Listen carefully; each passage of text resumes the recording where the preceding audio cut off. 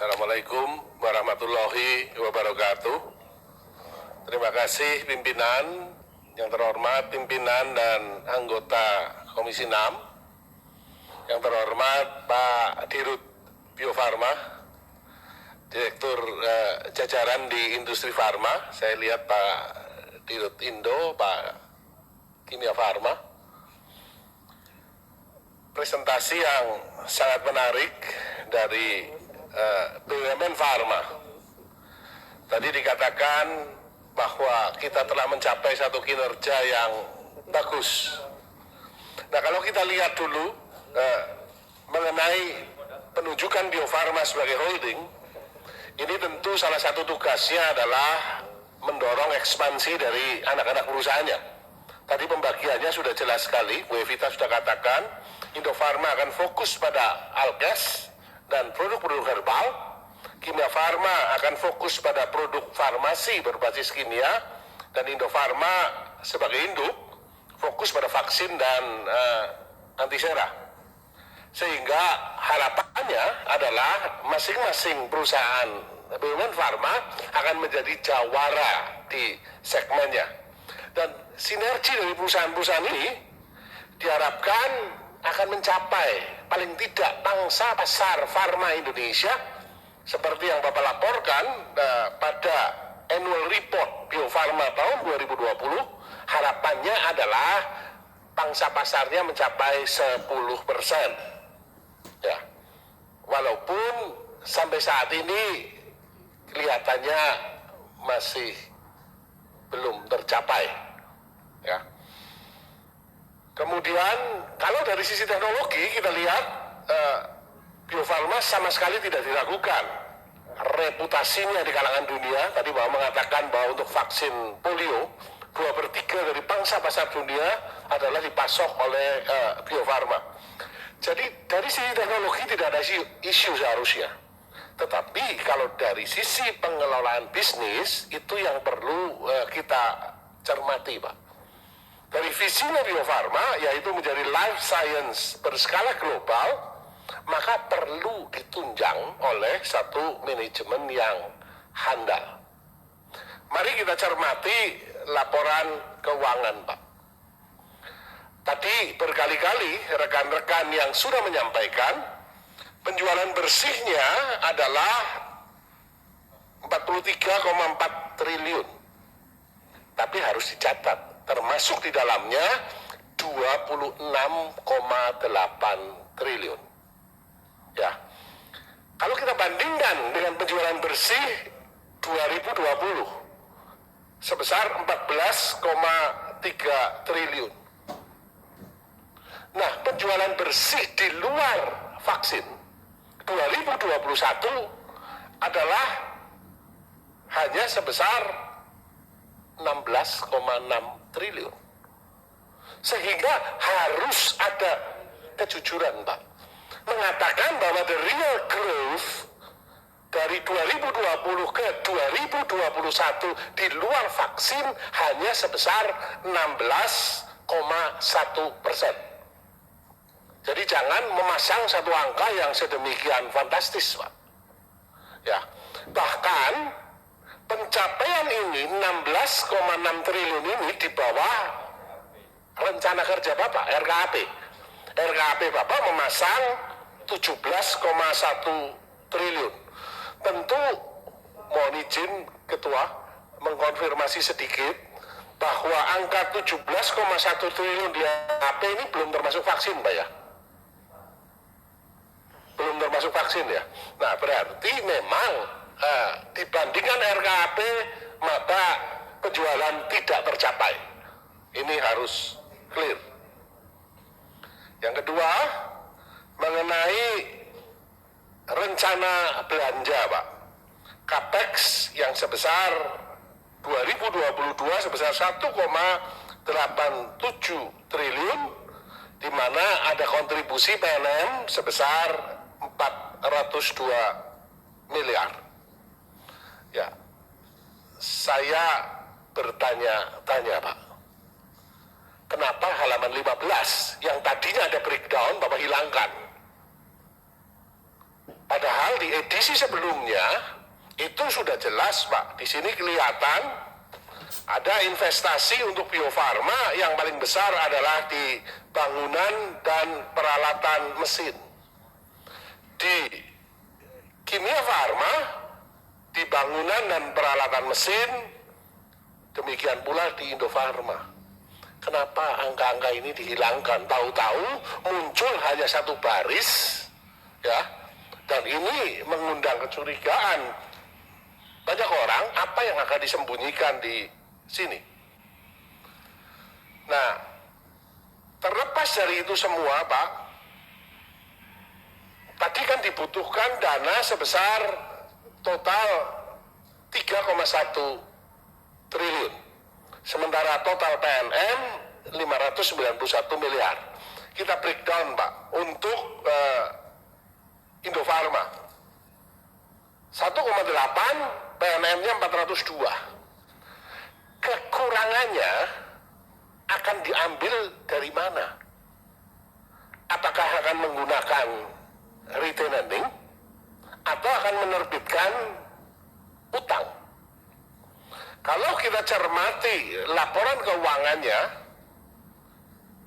debt equity ratio dari perusahaan itu sudah Bio Farma 106%.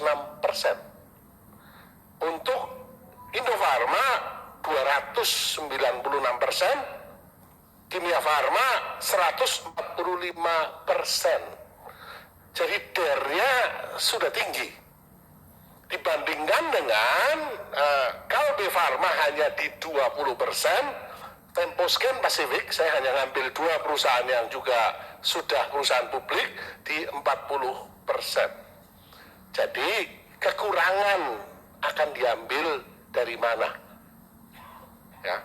Kemudian khusus untuk Kimia Farma 1,1 triliun dengan PNM 140 miliar. Ini juga kekurangannya dari mana? Untuk Bio Farma ada yang menarik Pak. Di slide presentasi yang Bapak revisi, tanpa kita ketahui kenapa harus direvisi. Ada kebutuhan investasi aset tidak berwujud sebesar 206 miliar. Ini untuk apa Pak sebenarnya? Ya. Maka saya minta untuk presentasinya harap dilengkapi dan dijelaskan Pak. Kembali lagi, ini adalah uang rakyat. Dan total kebutuhan tadi dikatakan sebesar 591 PNM, kita akan bandingkan berapa banyak dividen yang Bapak sudah serahkan kepada negara di 2021. Mungkin mohon izin pimpinan kalau boleh interaksi, berapa dividennya Pak? Untuk tahun buku 2021 kami di 150 miliar. Dividennya hanya 150 miliar. Ya. Sekarang minta duit lagi hampir 600 miliar. Ini yang harus diketahui dan dicatat pimpinan. Selanjutnya Pak, profit margin. Tadi Ibu Evita juga sudah mengangkat dari sisi pertumbuhan penjualan. Saya mau bandingkan dari sisi profit marginnya, karena sama-sama perusahaan terbuka. Walaupun saya menyadari, saya cukup lama di industri farma, bahwa karakteristik dari masing-masing industri farma itu berbeda-beda. Profit marginnya juga berbeda-beda, tetapi perbedaannya sangat-sangat signifikan. Profit margin untuk Kalbe Farma di 12,2%, Temposcan Pacific di 7,8%, sementara Bio Farma hanya di 4,44%. Kimia Farma hanya di 2,24%. Dan lebih celaka lagi, selama bertahun-tahun Indofarma profit marginnya negatif. Ada apa? Kenapa tidak mampu bersaing dengan swasta? Ya, padahal banyak sekali penugasan-penugasan yang negara berikan kepada BUMN Farma. Apakah COGS kita lebih tinggi? Atau jangan-jangan inefisiensinya yang sangat tinggi?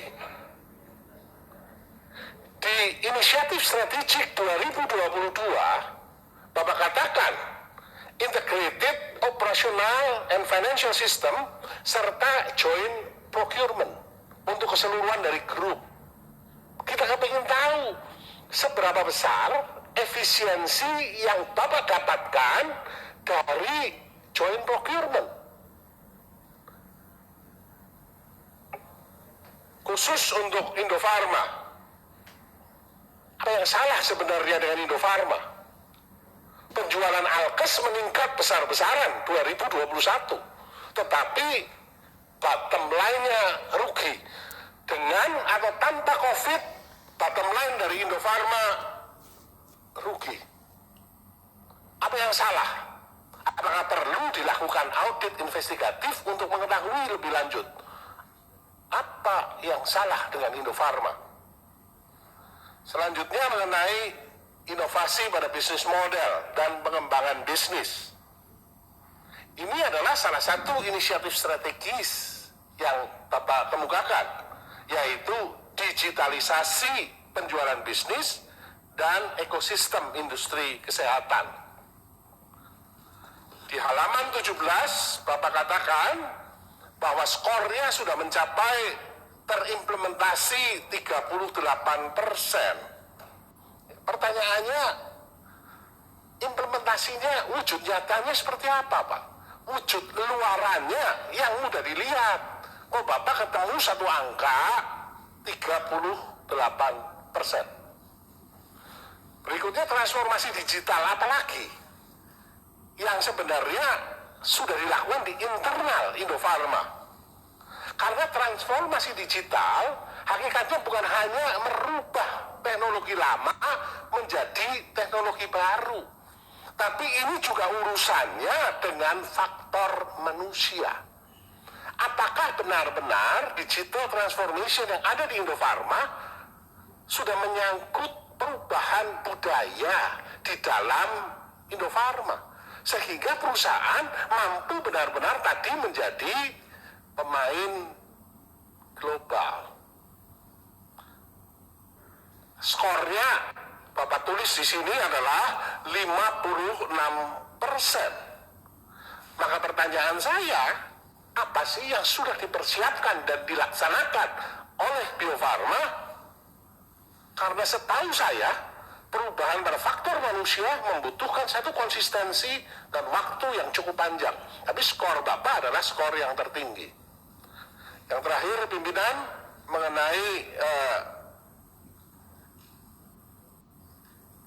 raw material.